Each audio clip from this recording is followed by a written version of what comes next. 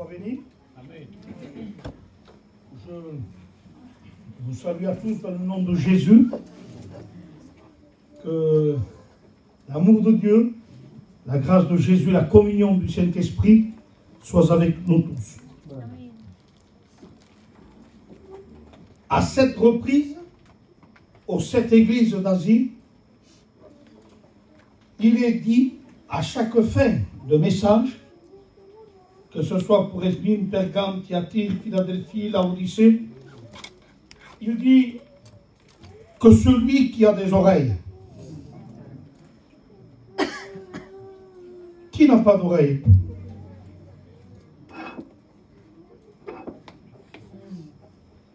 Mais il ne parle pas d'une oreille charnelle. Il parle d'une oreille circoncis. L'oreille du cœur. L'oreille d'un disciple. Donne-moi une oreille d'un disciple pour que j'écoute comme un disciple. L'oreille discerne les paroles. Alors il dit à chaque église que celui qui a des oreilles entende non pas ce qu'un homme dit, mais le texte est précis, ce que l'Esprit dit aux églises. Et ce soir, je ne suis pas venu. Désolé, je recule un peu. Voilà. Je ne suis pas venu pour dire ce que je pense, mais pour prêcher ce qui est écrit. Amen. Alors j'aimerais vous parler de quelque chose, vous allez vous espanter. Vous allez être choqués. Mais quelque chose qui va vous laisser bouche bée. Je vais vous parler de Jésus.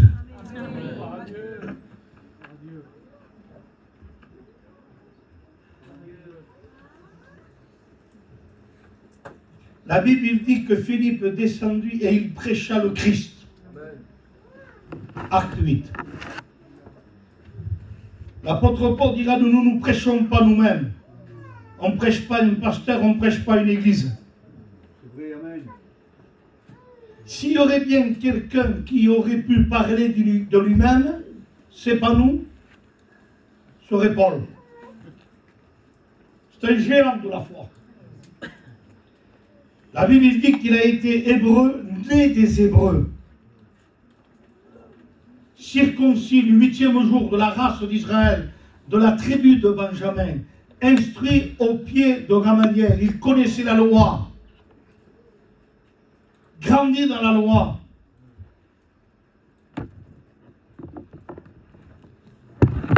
Alors il aurait pu parler de lui-même, de ce qu'il a appris. Eh bien regardez comment il regarde tout ça. Hein. À cause de l'excellence de la connaissance du Christ, je regarde toute chose comme de la boue. Afin de gagner Christ. À cause de l'excellence de la connaissance de Christ, le cœur des cantiques, le cœur des réunions, le cœur des missions, le cœur des prédications, le cœur du ciel, le cœur de la Bible restera chez eux. Amen. Alors pour ceux qui ont la parole de Dieu,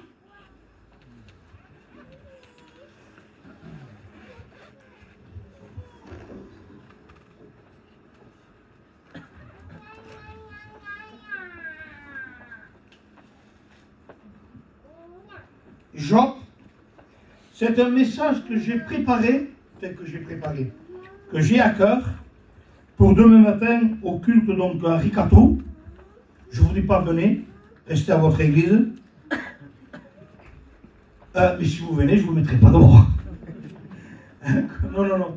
C'est un message que j'ai préparé donc pour le culte et que je sens que le Seigneur, il me le place peut-être différemment pour ce soir. Donc ne vous inquiétez pas. Celui qui devait faire la mission n'est pas là. Mais la réunion n'est pas ratée. La mission n'est pas ratée. Parce qu'on a la même Bible et le même Dieu. Voilà. Si quelqu'un aurait des lunettes loupe,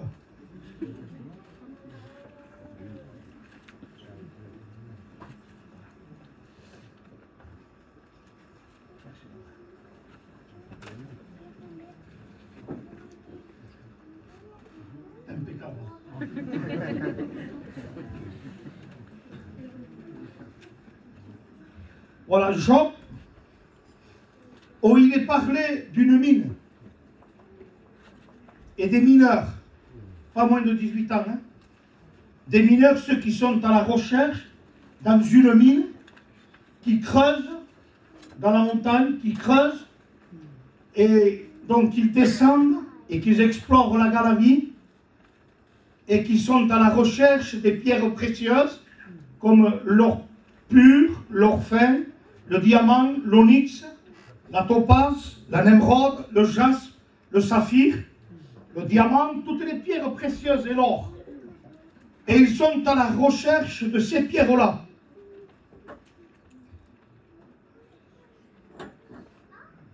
Et nous, les chrétiens, nous avons une mine. Et pour être simple, notre mine à nous, c'est Christ. Donc je vous invite à faire cette lecture dans Job.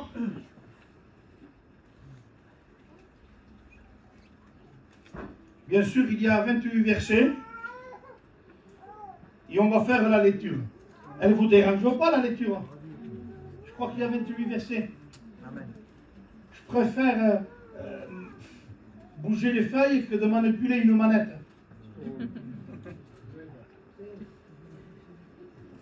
Parce que parfois, quand on met la main sur la muraille, sur la plasma, et qu'est-ce qui sort? La Bible dit, il évite l'ours, il évite le lion, il rentre chez lui, il met la main sur la muraille, un serpent sort. Dans le Christ, il n'y a que des trésors. Alors, verset 1er, 28 verset 1er. Il y a pour l'argent une mine d'où on le fait sortir. Job 28 verset 1er. Et pour l'or, un lieu d'où on l'extrait pour l'affiner. Le fer se tire de la poussière et la pierre se fond pour produire les reins. L'homme fait cesser les ténèbres. C'est pas Jésus qui fait cesser les ténèbres? On le verra tout à l'heure. L'homme fait cesser les ténèbres. Il explore. Là, on le voit dans la mine. On voit l'homme dans la mine. Il est dedans. Et les ténèbres, c'est que dans la mine, c'est noir. Alors, à l'aide d'une lampe frontale, quand il descend, il éclaire la mine. C'est pour voir où se trouvent toutes les pierres précieuses. Alors l'homme fait cesser les ténèbres par l'aide d'une lampe frontale. Il explore jusque dans les endroits les plus profonds.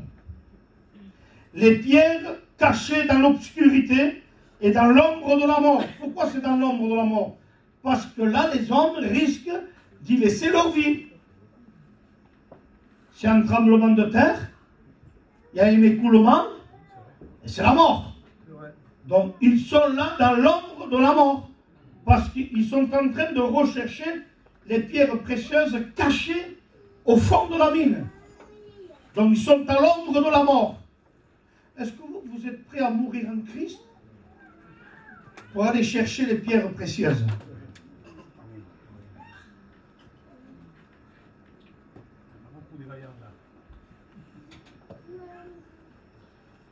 Alors il dit, il creuse, verset 4, un puits, loin des lieux habités.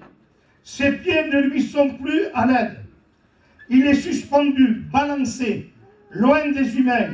La terre d'où il sort le pain est bouleversée dans ses entrailles comme par le feu.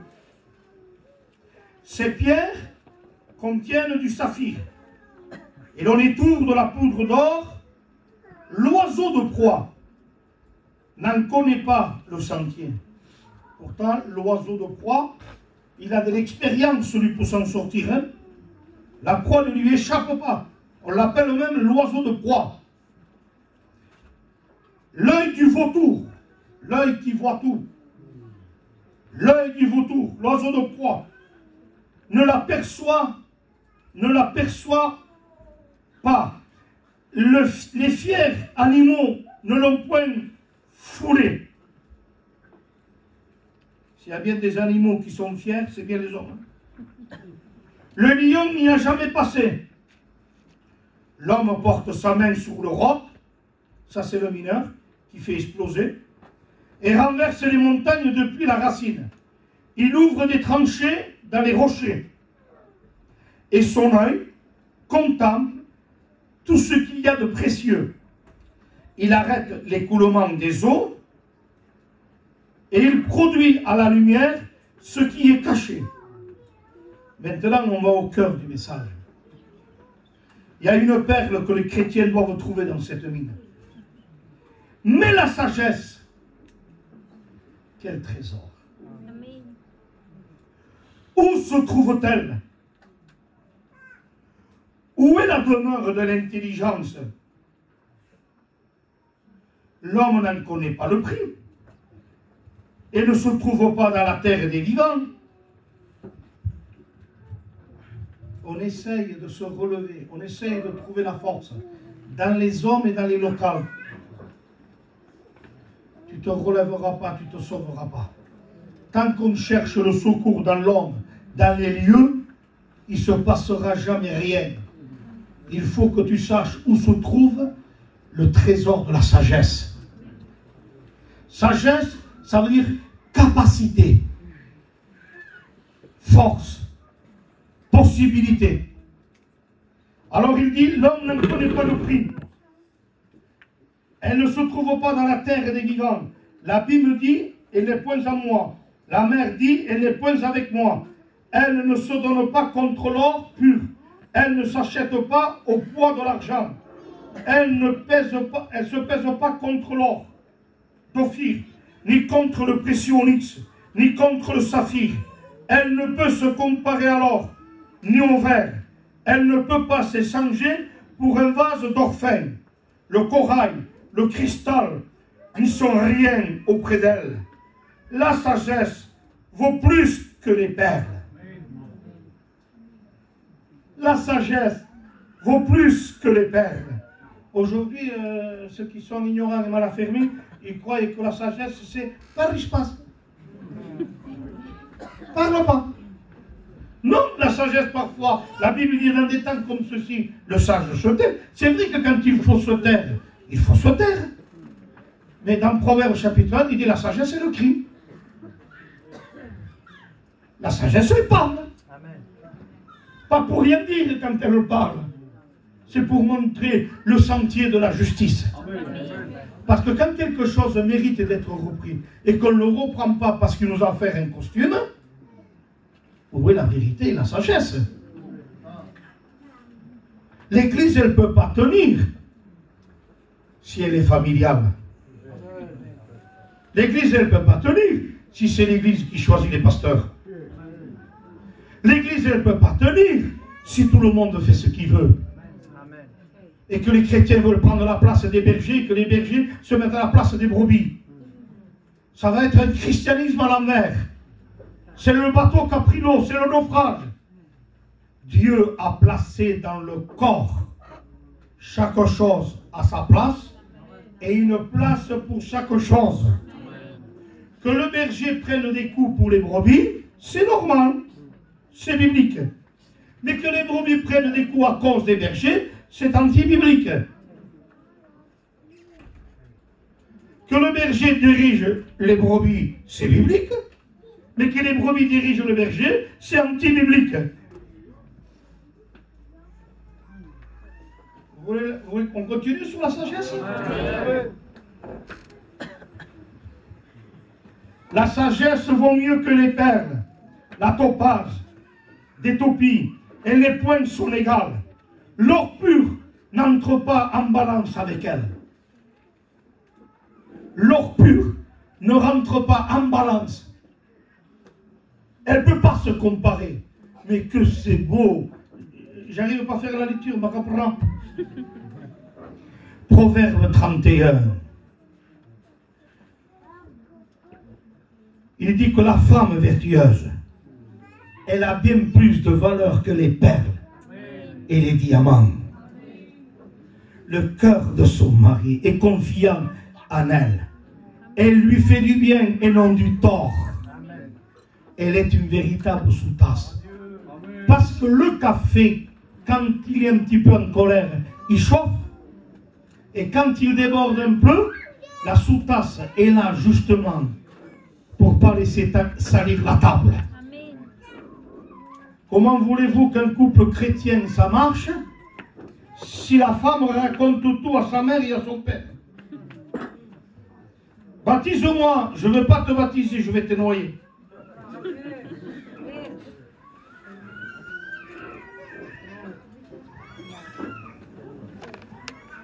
La femme vertueuse, elle a bien plus de valeur que les perles et les diamants. Que c'est beau de trouver une femme vertueuse. La Bible dit, comme un anneau en or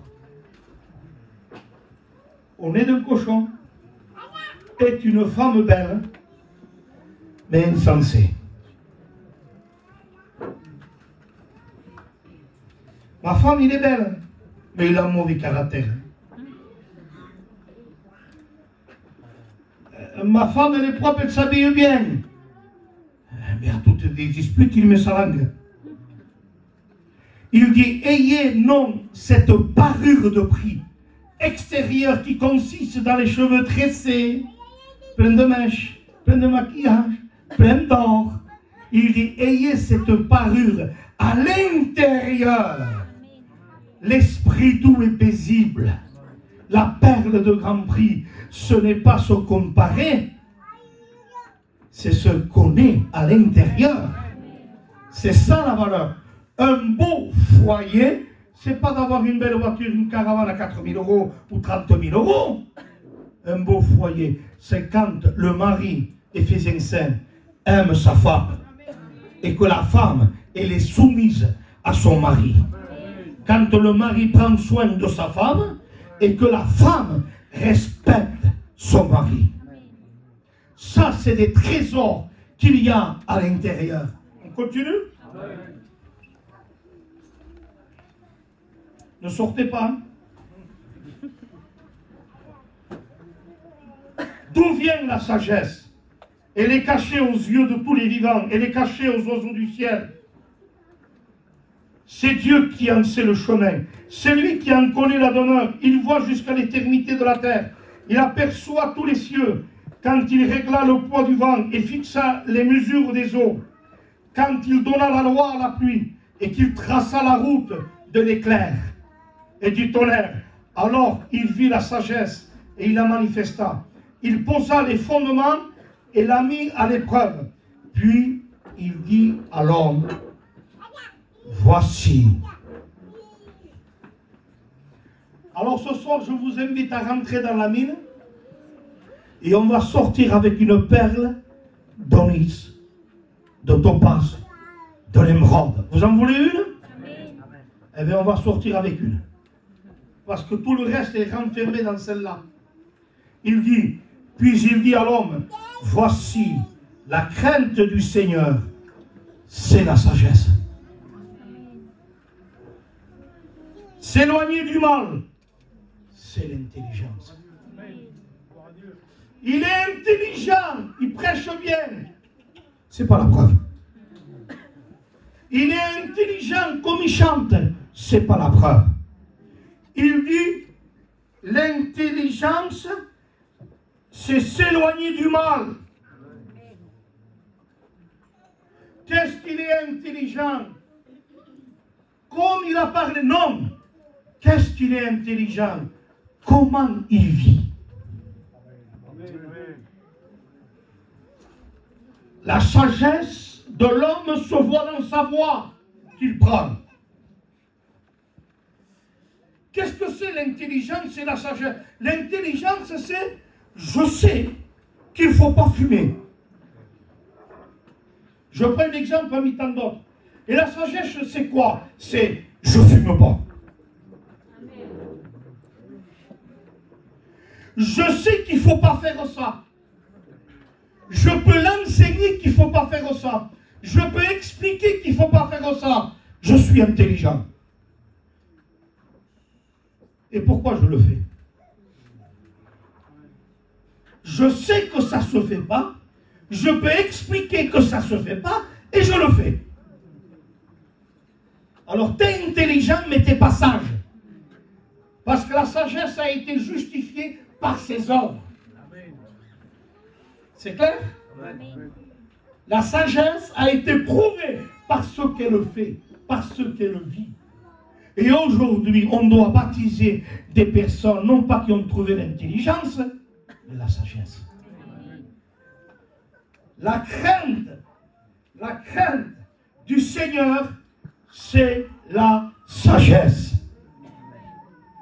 Avoir la crainte de Dieu, c'est s'éloigner du mal. Quand il y a la crainte de Dieu, on ne pêche pas facilement. Quand il y a la crainte de Dieu, tu veux ça, tu le veux? Ouais, donne-moi le... C'est pas volé, c'est pas volé. Allez, dis-moi que c'est pas volé. Pas conscience. Hein. C'est pas... Et lui, non, non, non, c'est pas volé. Ah, ça va, alors, ça va, si jamais on me dit ça. En nous, il y a l'Esprit de Dieu. Il y a comme une sorte de GPS. Que même s'il te dit, espace là, regarde-le bien dans les yeux. Vous allez voir qu'il y a comme un malaise. Il n'arrive pas à te regarder. Espace là, il veut te tromper. Mais nous, en nous, il y a l'Esprit de Dieu. Et non, espace là, guarde-le. Garde-le. Parce que moi, je le ressens. Il est temps de vivre une vie chrétienne remplie des richesses de Dieu.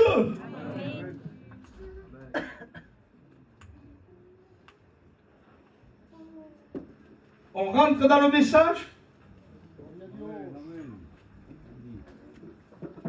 On sait que l'argent, il y a une mine d'où on le sort. Et pour l'or, il y a un lieu où on extrait pour l'affiner. L'homme fait cesser les ténèbres parce qu'il met une lampe frontale, le mineur, et il descend dans la mine. Vous l'avez vu déjà ça? Il fait exploser, il ouvre une tranchée, et il rentre dedans. Mais oui, mais comment il rentre dedans? C'est noir et c'est nuit.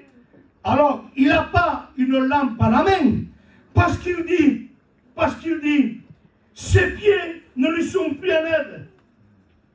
Il est suspendu, balancé, loin des humains, c'est-à-dire, il descend à l'aide d'une corde.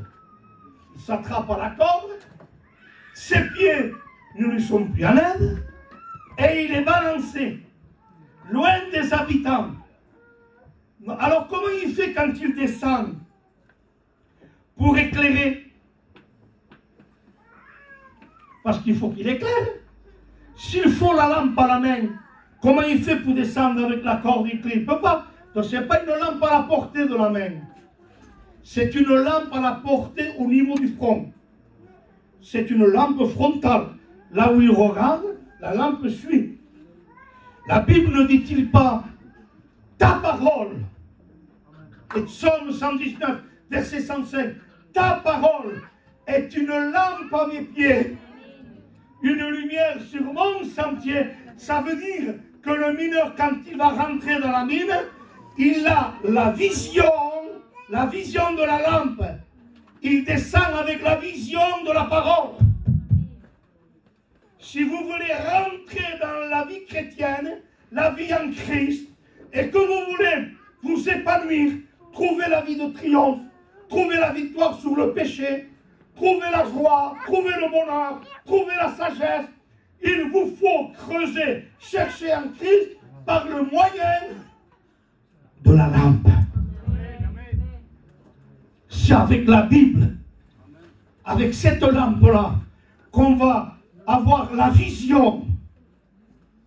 Et quand il descend, alors avec cette lampe frontale, il explore toutes les galeries. Le jaspe, le saphir, le némrode, le topaz, l'onyx, l'or pur, le diamant. Alléluia. Il ne se trouve pas en haut de la montagne. Il faut rentrer à l'intérieur. Ses pieds ne sont plus en aide. Si vous voulez rentrer dans la mine de Christ, votre vie est cachée en Christ.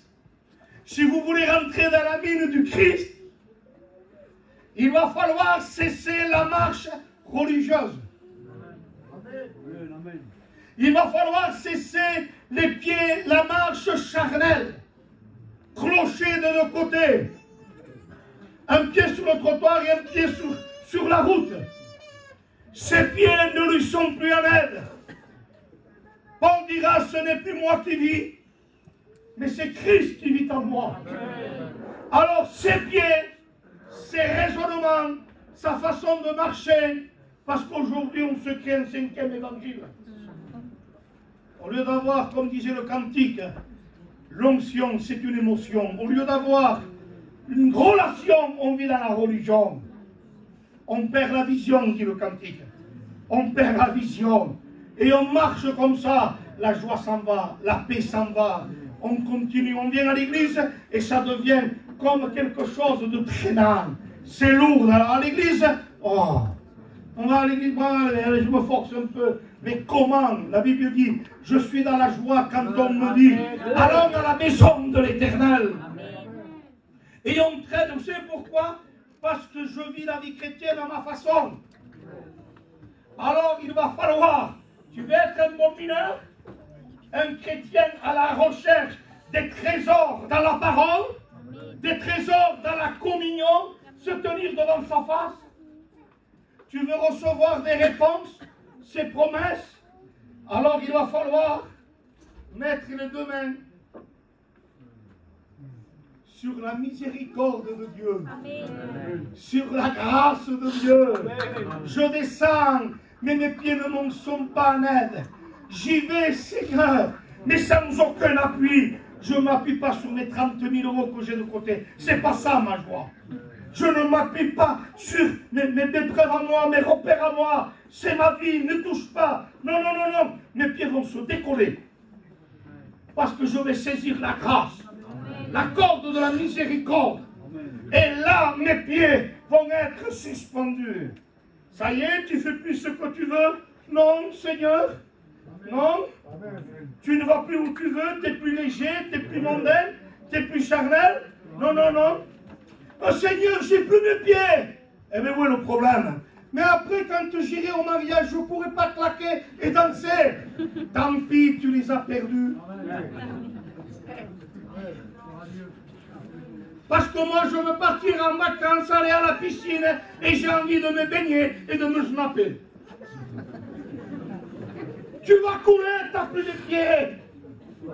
Quand on saisit la corde de la grâce, la corde de la communion, quand on saisit ça, on perd la marche charnelle, la marche humaine, on la perd. Et les pieds sont suspendus. Seigneur, je compte que sur toi, hein? Oui, oui, oui. Compte sur moi. J'ai peur, parce que c'est noir. Écoute ma lampe. Écoute ma lampe. Regarde ma lampe. Cette lampe frontale. Je t'ai donné une parole, ne crains pas. N'aie pas peur. De quoi tu mangeras, de quoi tu seras vêtu. N'aie pas peur de la maladie. Il est là. Il y a la corde de la grâce, la corde de la miséricorde. Alors, et quand il s'accroche, il dit, il est suspendu. Et ses pieds sont ballottés.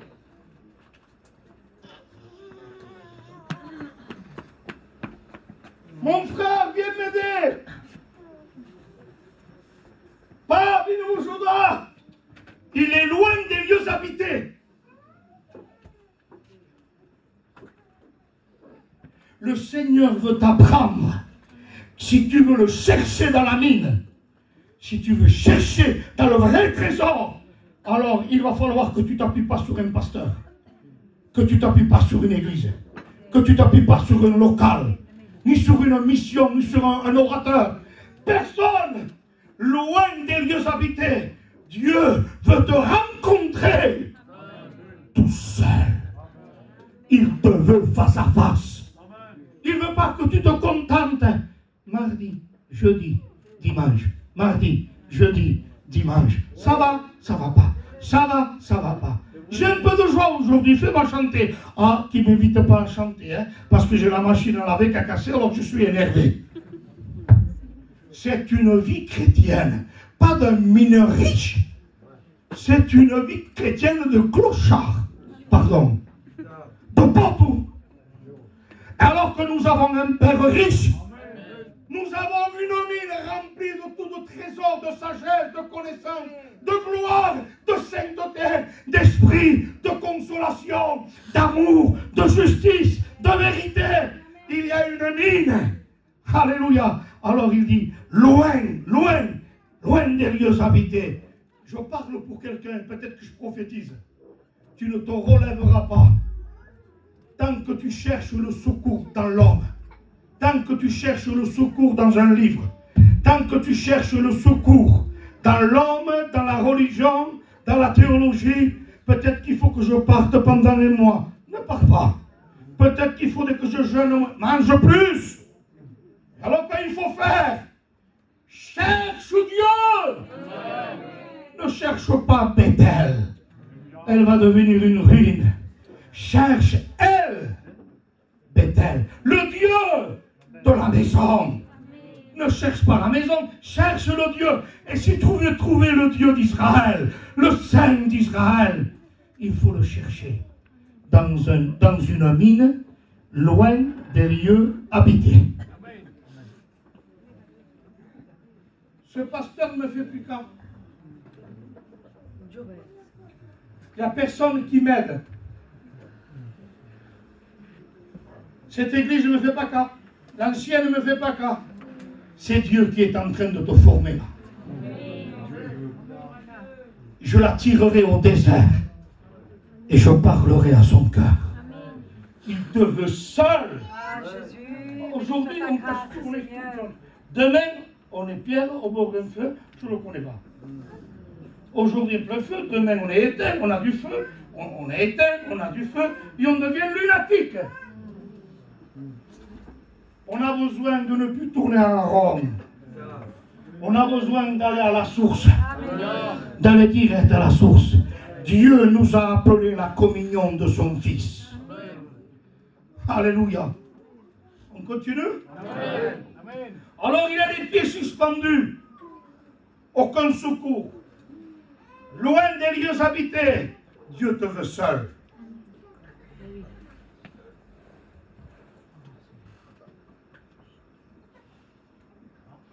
Il éclaire les ténèbres par la lampe. Seigneur, qu'est-ce qui se passe?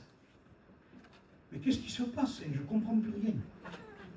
Pourquoi ces ténèbres? Pourquoi, Seigneur, ces problèmes?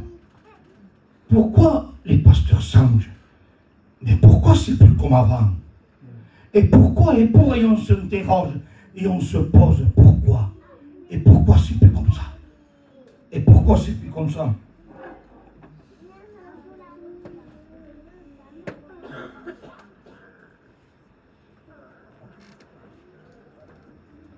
Dieu veut que tu cesses de t'appuyer sur toi-même. Ne t'appuie pas sur ce que tu ressens. Si tu t'appuies sur ce que tu ressens, c'est dangereux. Il dit, rentre dans ta chambre. Voilà notre mine. Hein? Rentre dans ta chambre. Allume la télévision. Ah non, non, je me suis trompé. Prie. Rentre dans ta chambre. Allume le TikTok. Le Snapchat. Aujourd'hui, on sait tout. Ce que tu manges, où tu vas, où tu es. Et presque, il y a des femmes qui filment nos sous-hommes, mais pourtant ils ne sont pas beaux. Hein. On se filme contre eux. Laisse-le dormir. Un café. Tiens, tu veux 10 euros? Je vais te donner 10 euros, mon frère. Hein? Attends. Amen, amen. Tiens, snap pour moi, snap pour moi. Snap pour moi.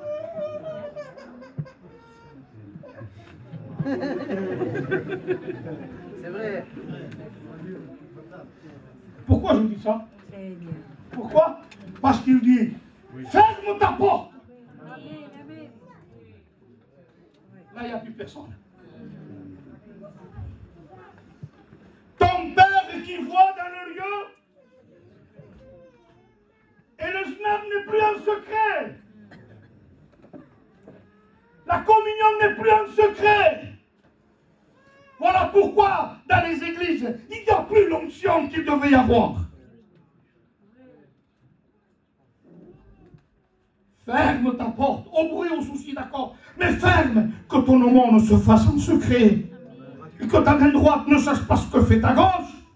Le service pour Dieu, le service en secret. Il semble qu'il ne compte plus. Il semble qu'on ait besoin de se faire montrer. Il faut qu'on se fasse montrer. Il faut se faire voir.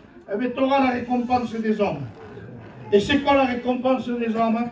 Quel chrétien, voilà. Ça s'arrête là. Ils perdent la récompense de Dieu. Tout ce que tu fais, fais-le pour Dieu. Je continue? J'entends que vous dites amen, alors j'y vais. Et vous allez sentir un petit peu la rissade de plus en plus. Ne vous inquiétez pas, ça va faire du bien.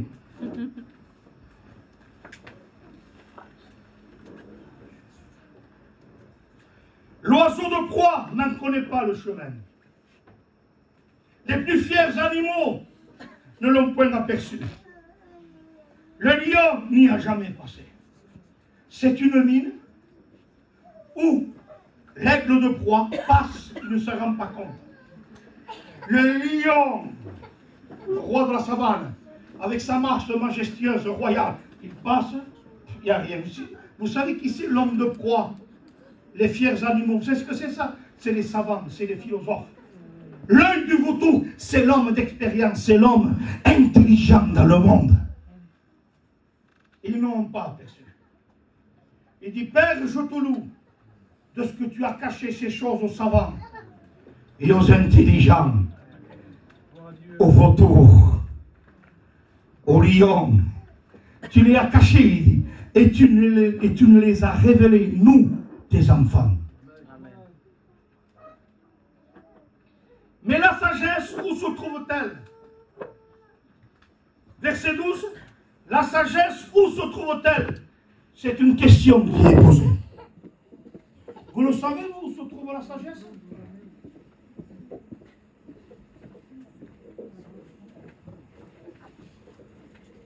Alors il pose la question, où se trouve la sagesse? Verset 20. D'où vient la sagesse? Où elle se trouve? Et d'où elle vient la sagesse? Jacques dit, moi je vais vous dire, je vous fais grâce, hein, je vais vous dire d'où vient la sagesse. Il dit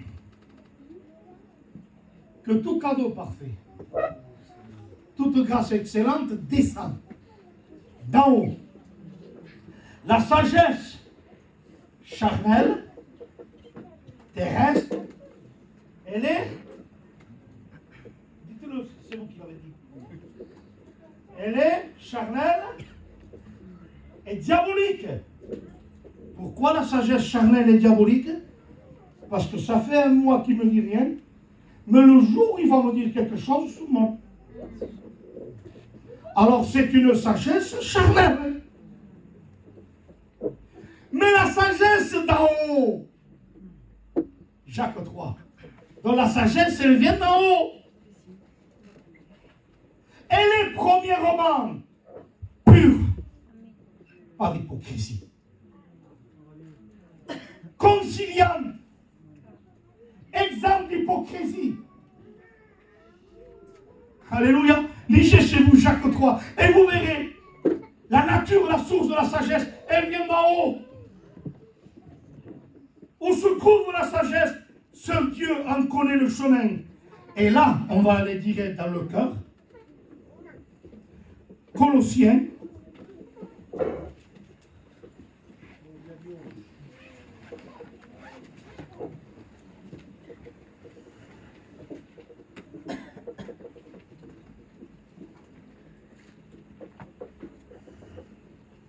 Chapitre 2, verset 2. Colossiens, chapitre 2, et le verset 2.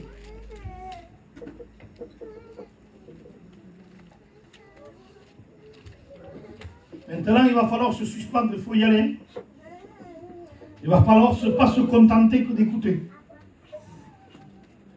Colossiens 2.2, il dit, afin qu'ils aient le cœur rempli de consolation, qu'ils soient unis dans l'amour, enrichis d'une pleine intelligence, pour connaître le mystère de Dieu, savoir Christ. Voilà la mine. Connaître le mystère de Dieu, savoir Christ. Mystère dans Colossiens, on recule. Suivez les frères. Tournez la page en arrière. 1, 26. Il dit, parce qu'il dit, où est la sagesse? D'où vient la sagesse? Donc c'est caché. C'est caché, c'est un mystère. Verset 26. Le mystère caché de tout temps et dans tous les âges, mais révélé maintenant à ces chrétiens, à ces saints.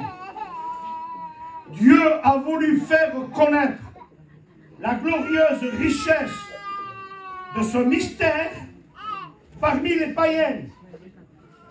Alléluia. Il a donné une mine aux païens,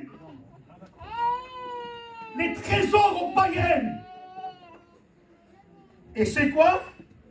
Christ en vous, l'espérance de la gloire. Amen. Espérance de la gloire. Abattu, persécuté, maladie, écrasé, inquiet, oppressé, angoissé. Je tombe par terre. Le diable me dit, t'es fini. Tout va mal, t'es fini. Mais comme il y a Christ en moi, amen, il y a l'espérance de la gloire. Amen. Alors comme il y a de l'espérance, je me relève. Amen. Alléluia. Nous portons ce trésor, Christ, dans des vases de terre. On est persécuté mais pas abandonné. Abattu mais non perdu.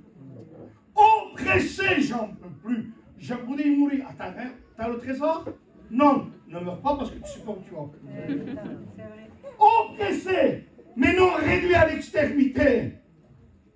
Nous portons en nous toute la richesse du ciel. Christ en nous, l'espérance de la gloire.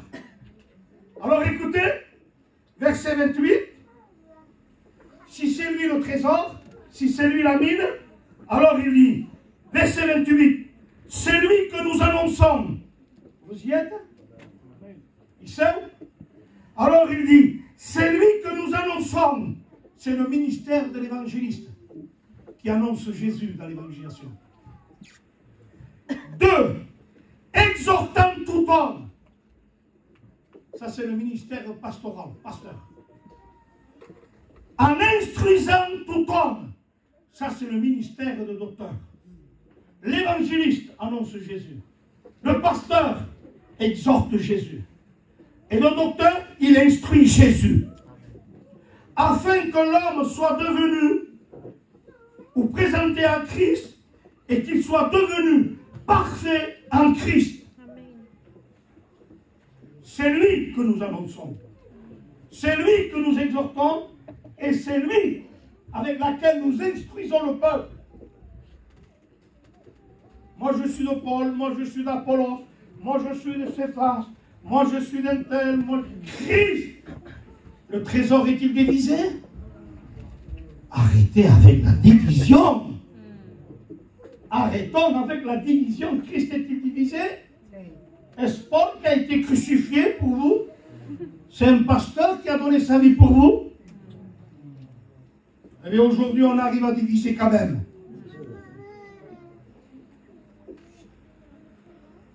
Tous les trésors. 2, verset 3, vous y êtes? Chapitre 2, verset 3. Il est dit, mystère dans lequel sont cachés tous les trésors de la sagesse et de la connaissance. Amen. Amen. Mystère dans lequel sont cachés tous les trésors de la sagesse et de la connaissance. En Christ, nous sommes une nouvelle création.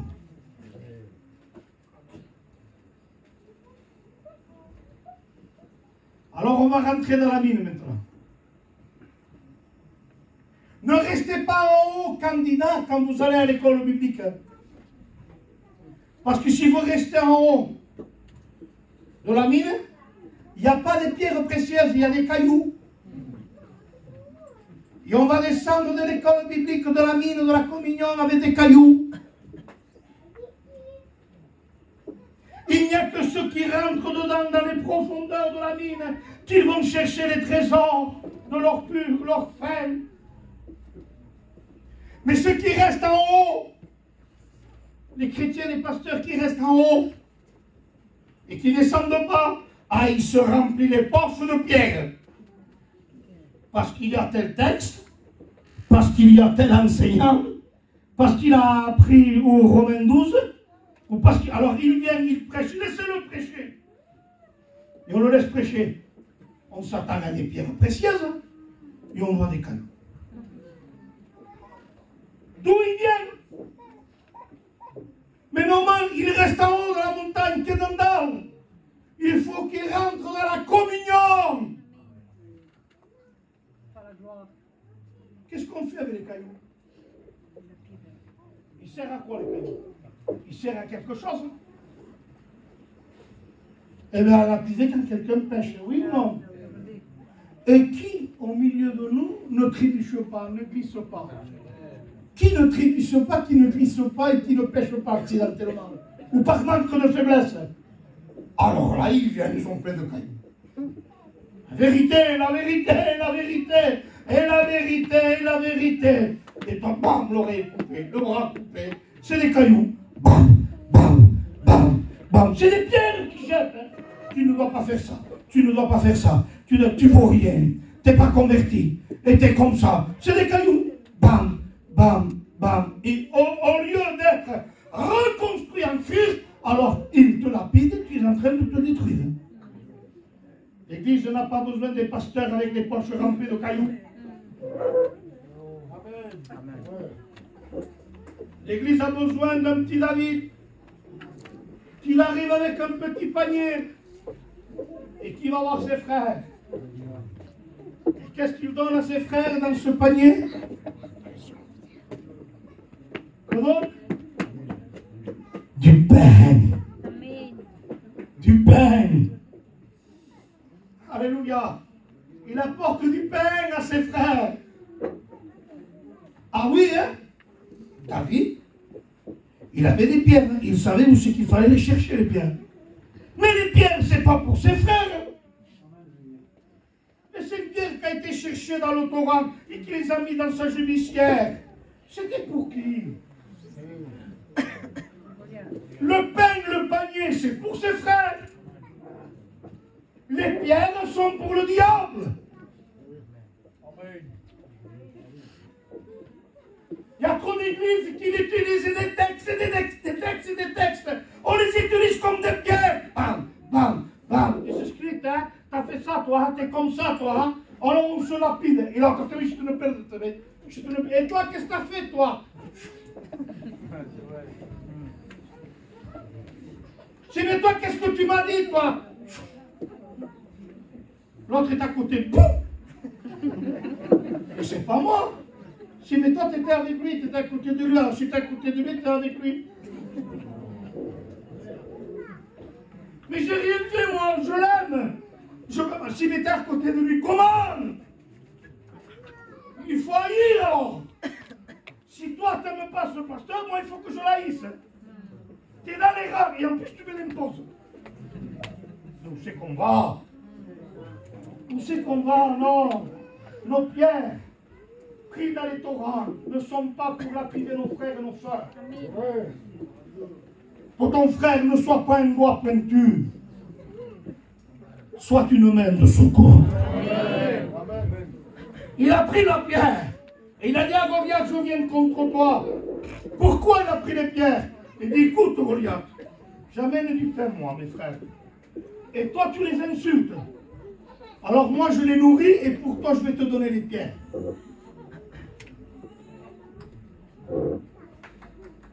Vous voulez jeter des pierres contre le diable qui attaque vos frères et vos sœurs, qui attaque l'église? Amen. Il y a des démons qui attaquent l'église. Et vous voulez jeter des pierres contre ces mauvais esprits? Amen. Alors commencez à jeter ces pierres par la fronde de la prière.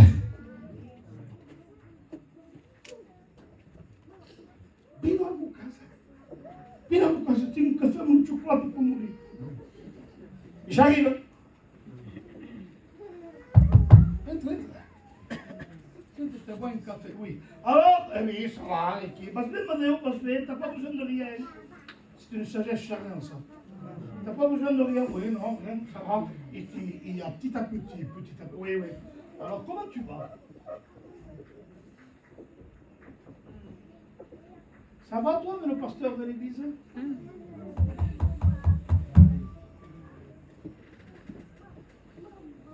Ça arrive qu'il y ait une indifférence, ça arrive qu'il y ait quelque chose. Mais les autres sont et tout passe bien. Pas trop. Je l'ai vu, hein. T'as vu que j'ai le discernement. T'as vu que j'ai le discernement. Tu vois? Donc, mais toi, ça se coucou, ça, t'es quelqu'un, toi. Comment ça, il fait ça? Oui, bon, bah, écoute, je ne critique pas, hein, je ne critique pas. Il est en train de dire qu'il ne critique pas en critiquant. Ça, c'est fort. Et l'autre, il le croit, tombe dans le panneau. Il ne critique pas. Mais il critique. Car tout ce que tu diras derrière le dos de quelqu'un qui n'est pas là, c'est une critique.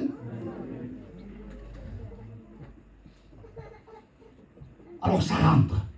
Qu'est-ce que ça se dit autour d'une tasse, autour d'un café? On fait de maison en maison pour dire quoi? Pour faire quoi? Pour lapider les pasteurs, pour lapider les frères. Je vous en supplie, on n'a plus du temps à perdre. Au contraire, visitez-vous pour passer des moments de prière. Amen. Visitez-vous pour parler de Jésus. Amen. Vous voulez que le feu s'allume? Hein? Je pense que les sœurs, ils m'aimeront, hein? Avec que les sœurs commencent à arrêter de parler avec leur mari. Asbis,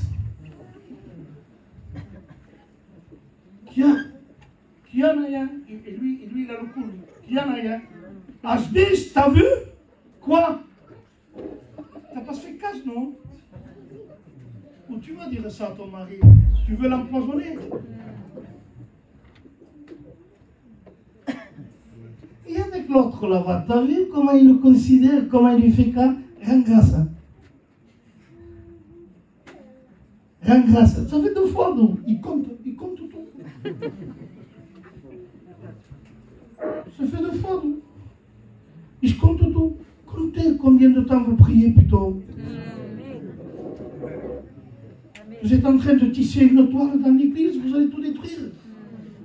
Au nom de Jésus, que l'église ne soit pas remplie de la chair, du charnel. Que l'église, il faut qu'elle soit remplie de Dieu. Alors il va falloir creuser un peu plus. Il va falloir que tu demandes pardon. Tu veux un réveil dans ta maison? Tu veux la bénédiction chez toi? Il va falloir que tu viennes à l'obéissance de la parole, que tu répares. Peut-être qu'il y a quelqu'un auquel il faut que tu demandes pardon. Eh bien, demande pardon. On a besoin de rentrer dans l'obéissance à la parole de Dieu. Si tu veux la bénédiction de Dieu, cherche-la. Cherche-la dans la prière. Prie. Je n'aurai pas le temps de m'attarder sur la mine de Christ. Peut-être une prochaine fois. Mais un homme de Dieu a dit, espère en l'Éternel et tu seras environné de sa grâce. Espère en l'Éternel et tu seras environné de ta grâce. Et un homme de Dieu a dit, remarque, mon âme, il dit, quelle atmosphère que tu respires. Tu respires la grâce qui t'environne comme l'air que tu respires et qui t'entoure de toutes parts. Quelle atmosphère que tu respires, mon âme. La grâce, elle t'environne. Tu respires l'oxygène de la grâce qui t'environne, qui t'entoure, il dit. Tu es environné de sa grâce. Ça veut dire quoi? Je me tourne vers là, j'en peux plus. Il y a de l'air, non? T'as le ventilateur, mais je respire quand même. Hein. Vous êtes rafraîchis, c'est tout. Hein. Mais l'air gelé quand même. Je m'en mets en dessous là, j'ai l'air. Je m'enferme là-bas, j'ai l'air. L'air, il est de partout. Pourquoi? Parce que je suis environné des côtés, devant, derrière. Je suis environné de cet oxygène. Il dit, ceux qui espèrent en l'Éternel sont environnés de sa grâce. Quelle atmosphère qu'on respire. On respire l'oxygène de la grâce. Mon âme soupire et languit auprès de tes parvis. Quel trésor qu'on a. Que Dieu vous bénisse. Ne désespérez pas. Ne baissez pas les bras. Bâtissez votre vie en Christ. Occupez-vous de vos foyers. Que la Bible règne chez vous. Laissez pas vos enfants mettre de la musique mondaine chez vous. Remets pas pour le pied. Paranoïa. Non. Tu as besoin de remplir chez toi de compassion, d'amour, de prière, du baptême dans le Saint-Esprit. Au lieu qu'il y ait de la musique sauvage, qu'il y ait dans ton camping ou dans ta maison, et que si ça s'entende, que ça s'entende, mais un parler en langue. La prière, l'intercession. Qu'on entende, au lieu qu'on entende cette musique qui sont dans les ténèbres, des musiques dans les ténèbres, et on les accepte chez nous. Non, qu'on entende chez nous. Dieu est là. Qu'on entende des cantiques spirituels, des psaumes, en vertu de la grâce. Remplissez votre cœur, remplissez vos maisons de cantiques, de la parole de Dieu. Laissez la Bible ouverte chez vous sur la table. Et quand il faut la lire, il y aura un rappel. Passeras, laissez-la ouverte. Quand tu passeras, c'est un rappel. Laissez la parole, la mine, votre mine, laissez-la ouverte. Et remplissez-vous de Dieu. Je souffre que j'en peux plus. Je ne sais pas pourquoi je me sens dans mon cœur qu'il faut que je donne quelque chose par rapport à une mère avec son fils. Je ne sais pas le combat que tu passes, je ne sais pas la lutte que tu passes, mais il y avait une mère. Il priait pour son petit. Il intercédait pour son petit. Nuit et jour, nuit et jour. Le petit va à l'armée, à la guerre, et à la fin du compte, on lui dit, le bateau a coulé, le petit est mort. Et la mère dit, mais comment? Il dit, j'ai prié, pour qu'il accepte Dieu. Et il meurt comme ça. Il dit, écoute-moi, il dit, avant de mourir, il dit, est-ce qu'il a crié à Dieu? Est-ce qu'il a dit quelque chose? Est-ce qu'il a dit un mot de Dieu? Il dit non.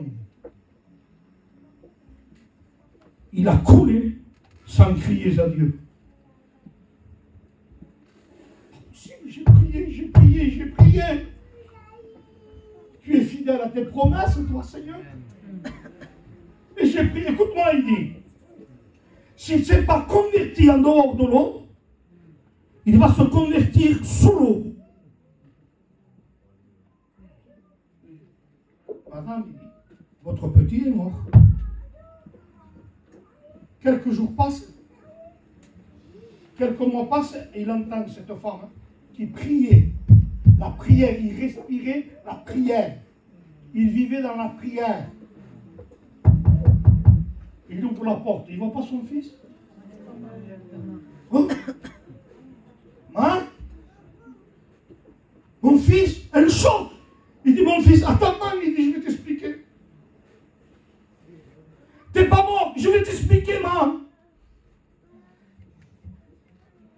Il dit, quand j'ai coulé dans l'eau, quand j'étais au fond de l'eau, avant de mourir, j'ai pensé au Dieu. Au Dieu que tu pries. Au Dieu que tu intercèdes.